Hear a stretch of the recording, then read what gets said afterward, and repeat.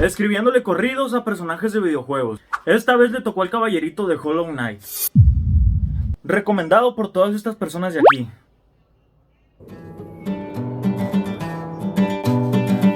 Fui nacido con motivos de acabar con la infección. El abismo está en mis venas porque de allá vengo yo. El silencio me acompaña pa' donde quiera que vaya, pero eso no va a impedir a que les ganen la batalla. Siempre llevo bien pagado en la cintura el aguijón. Soy de muy baja estatura y aún así soy un cabrón. Voy a cumplir mi objetivo así tenga que dar la vida. También depende el camino y lo que mi destino diga. Fui solo un error por sentir amor. Voy a demostrarle a mi apa que se equivocó. ¡Ah, qué bendición! Cumplí la misión. Al que desecharon el hocico le cerró. Oh.